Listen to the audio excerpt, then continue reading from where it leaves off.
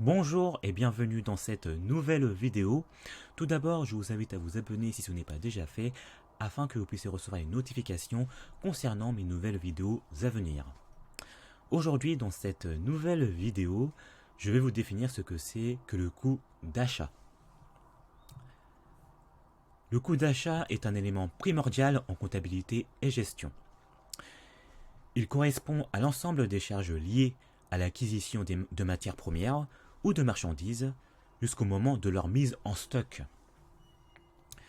Le coût d'achat est constitué du prix d'achat, des frais d'achat et des charges d'approvisionnement. Le prix d'achat est le prix auquel une entreprise achète des matières premières ou marchandises auprès d'un fournisseur. Et ce prix est toujours exprimé hors taxe. Les frais d'achat comprennent notamment les frais de transport et les frais d'assurance. Et les charges d'approvisionnement sont notamment constituées par les frais de réception et les frais de manutention. Il est également utile d'indiquer le coût d'achat par type de matière première et par type de marchandise, afin de mieux affiner l'analyse des coûts. Voici un exemple à titre d'illustration. Nous avons une entreprise qui achète une machine. Nous avons le prix de base qui correspond au prix initial du bien ou du service. C'est ce que nous voyons sur l'étiquette. Par exemple, l'entreprise achète une machine pour un prix de 10 000 euros. Ensuite, nous avons les frais de transport ou de livraison. Ce sont les coûts associés au déplacement du bien de son lieu d'achat à son lieu d'utilisation, et cela peut inclure l'expédition, la manutention et parfois même les frais de stockage temporaire.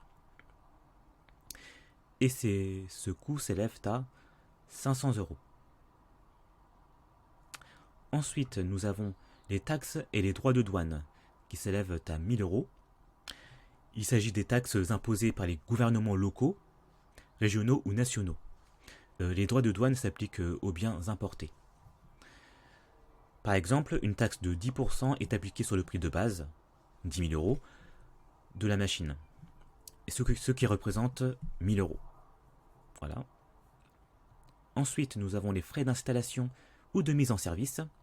Ce sont les coûts nécessaires pour installer, configurer ou mettre en service le bien une fois qu'il est réceptionné. Et cela peut inclure même la main-d'œuvre, les équipements spéciaux ou même des logiciels. Par exemple, l'installation de la machine nécessite l'intervention d'un technicien et cela coûte 800 euros. Nous avons ensuite les assurances. Ce sont les coûts pour assurer le bien pendant son transport ou pendant son utilisation. L'assurance protège contre les risques de dommages, de pertes ou de vol. Par exemple, l'entreprise paye 200 euros pour assurer la machine pendant son transport et sa première année d'utilisation.